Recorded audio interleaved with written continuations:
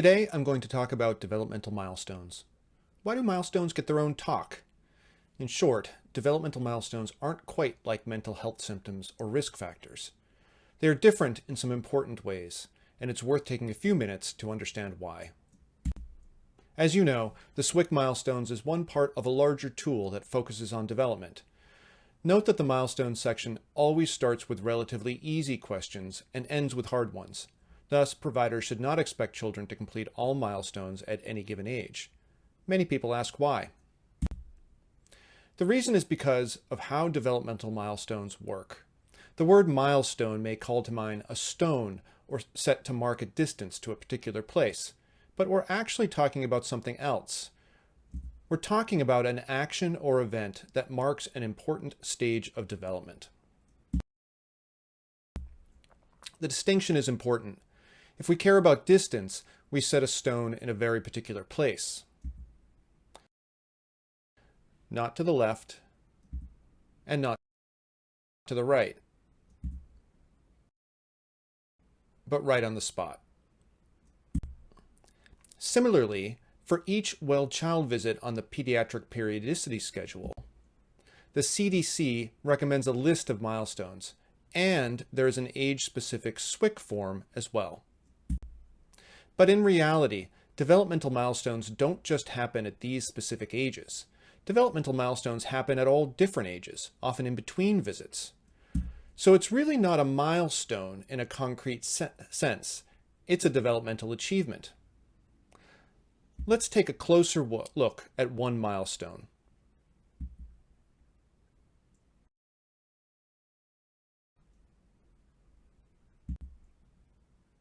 If we survey a group of parents, we find that individual children pass this milestone at all different ages. So what age should we attach to this milestone? Should we call it an 18-month milestone because about 50% of children pass by this age? Well, we certainly could.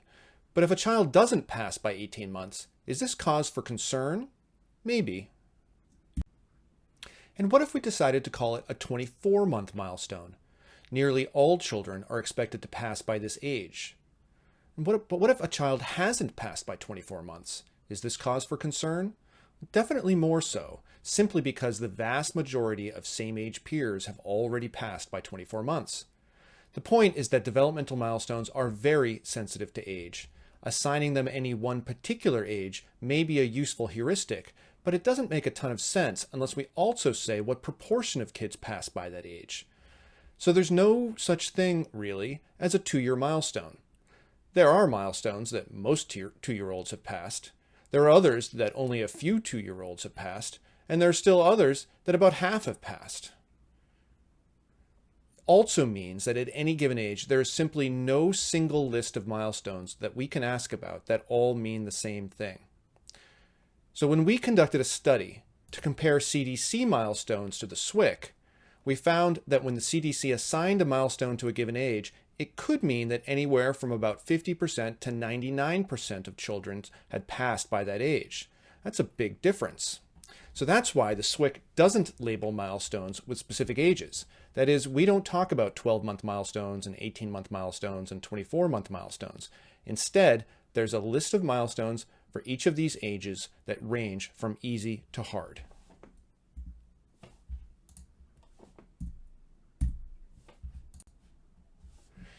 If you're interested in seeing the evidence on norms for individual milestones, we provide it in 2 published papers.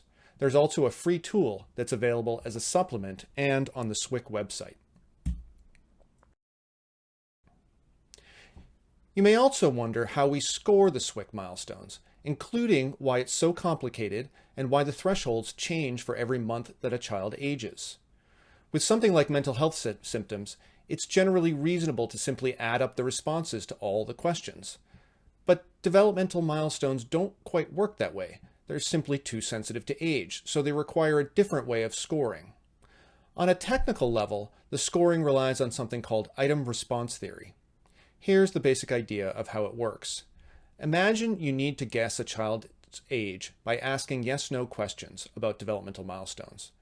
You start by asking whether the child walks, and the parent says yes. So you figure that the child is probably at least 12 months old. Next, you ask if the child uses two-word phrases, and the parent says no. So you figure that the child is less than 21 months old or so. After a few more questions, your best guess as to the child's age is 18 months.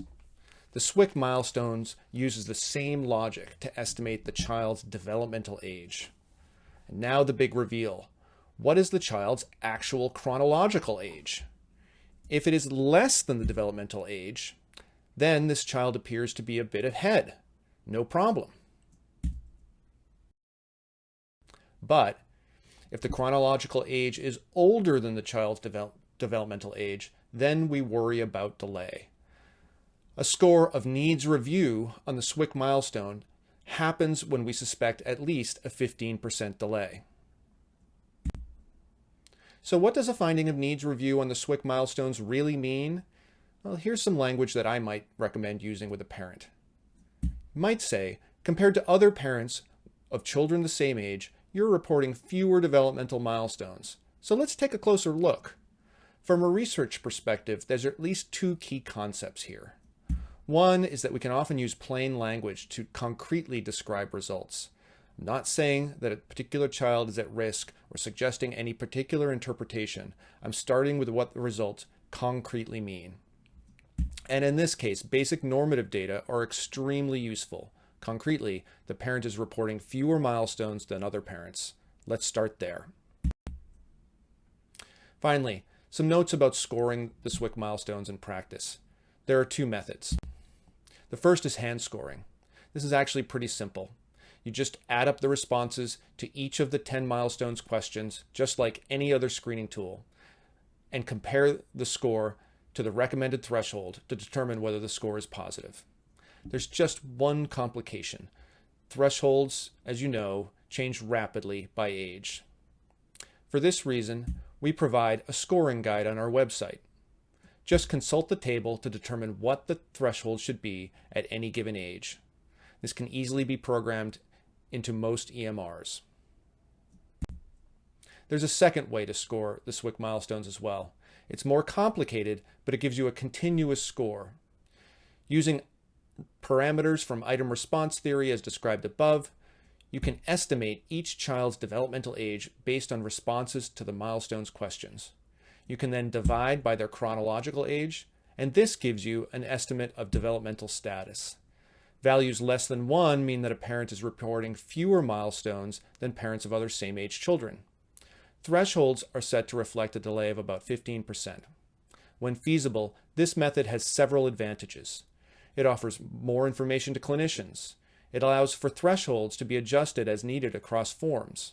And, as is well known, continuous scores offer more information than binary scores for research as well.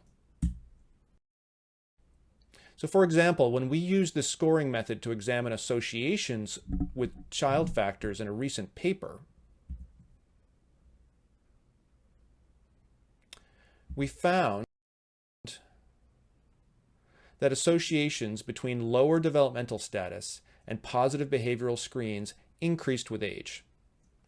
We also found that associations between lower developmental status and family risk factors, such as parent depression, substance abuse, and family discord, also increased with age. And we found a similar pattern for children on public health insurance, although unexpectedly, results across 3 independent samples suggest that public health insurance is associated with parent reports of better developmental status before 12 months of age. I hope this has been helpful. In a future talk, I'll discuss evidence on the accuracy of the SWYC milestones and how it compares to other developmental screening questionnaires. As always, if you have more questions, please check out our website and check back for updates because we hope to add new information in the future. Thank you for listening.